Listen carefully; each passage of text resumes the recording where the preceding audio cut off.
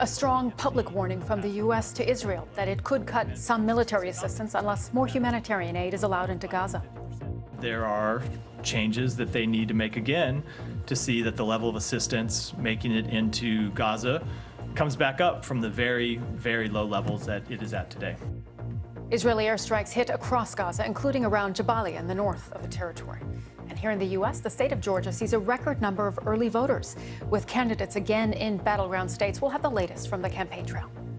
It is not what you would call a glowing film review. Fake and classless, a disgusting hatchet job featuring human scum written by a lowlife and talentless hack. That was Donald Trump's verdict on a biopic of his early life. He didn't like it much, did he? Well, some American distributors steered clear, but it had its British premiere in London this evening. The two stars told us it is fair to say it is fair to Mr. Trump and does not try to demonize him. However tense things are between the United States and China, panda diplomacy always seems to find a way. These two are the latest to make the long trek from China to Washington Zoo. This is them setting off. They are following in the paw prints of a succession of furry ambassadors dating back to 1972. We hear from some of the women volunteering to protect Ukraine's skies from Russian attack. And in football, Thomas Tuchel is to become the new England boss. He's the third foreign manager to take charge of the men's team.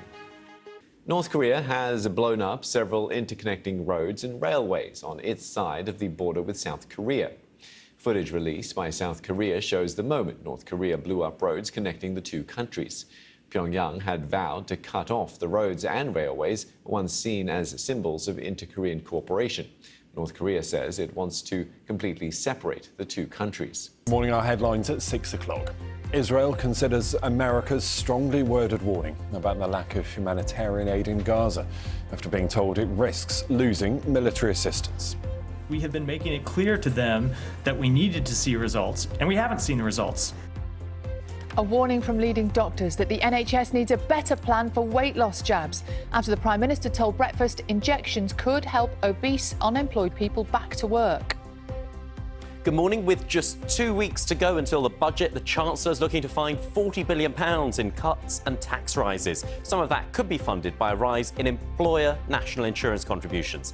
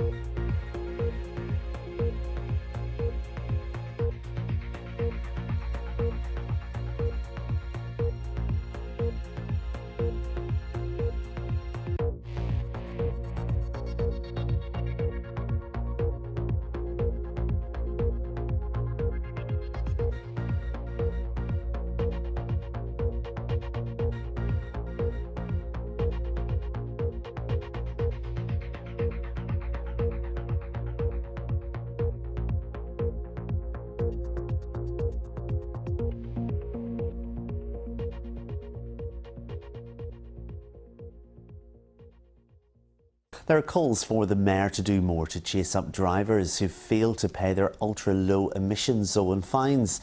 Latest figures show that more than £370 million is owed in unpaid penalty charge notices. In a letter to Sadiq Khan, the London Assembly called for the collections of unpaid notices to be ramped up so investment in transport services does not suffer. City Hall says more than £25 million has been recouped in the last year and more investigators are being taken on. A woman living in sheltered housing in North London says she's afraid her council is waiting for her to die before carrying out repairs to her property. Sharon Lawson says the floors in her Bounds Green flat are crumbling. Haringey Council has apologised and vowed to get the work done as soon as possible. Potentially it could go through the ceiling, could go through, yes, it could go through potentially because it's collapsing here. This is what I've said, you're waiting for me to die. That's my wording to Haringey Council. I want a decent quality of life for the years I've got and somewhere else. A 16-year-old Has been cleared by a judge of endangering life after starting a fire at a Catholic school in West London. A major incident was declared after smoke and flames broke out in the atrium of the London Oratory School in Fulham in December last year. The youth, who cannot be named because of his age, was arrested by police on the same day and initially denied the charge of arson before later pleading guilty to the offence. Now, the Sterling Prize for Architecture will be announced later tonight. Out of the 6 finalists, 4 are in London, ranging from the Keen's Cross redevelopment and the Elizabeth line to a very small social housing development designed by a fledgling architectural firm. Good luck to all of them. Job coaches will visit seriously ill patients on mental health wards to try to get them back to work, according to the government. Trials of employment advisors giving CV and interview advice in hospitals produced dramatic results. That's according to the Work and Pensions Secretary, Liz Kendall. But Disability Rights UK has raised some concerns with the proposal. Researchers say there's no evidence that nut particles can travel through the air in a plane and cause allergic reactions. Airlines often ask passengers not to eat nuts on board to keep those with allergies safe. But in a review published by the British Medical Journal, experts said the real danger was from nut residue that could be left on seats. At 6, a big and surprising fall in inflation. Will interest rates be next? Prices rose much slower than expected in September thanks to a fall in the cost of fuel and air travel. We'll look at the impact it could have on you. Also tonight, a 7-year-old boy is killed after an explosion at a house in Newcastle. The teenagers who died after their car overturned on a camping trip in North Wales. An inquest hears their deaths were avoidable. Tracking down shoplifters, we report on efforts to crack down on the increasingly sophisticated gangs. And the German taking on England. Thomas Tuchel is confirmed as Gareth Southgate's successor. Showing off their pearly whites, the 5-year-olds learning about dental hygiene as a quarter of children their age suffer from tooth decay. We have some children that take time off due to toothaches or abscesses in their mouth, and when they're in school and they're in pain, as a teacher there isn't much that we can do.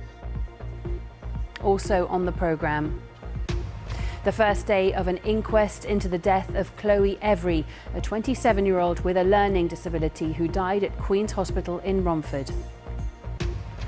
Plus, sending a message to the makers of emojis, the teenagers from Hackney campaigning for better representation of black hairstyles. And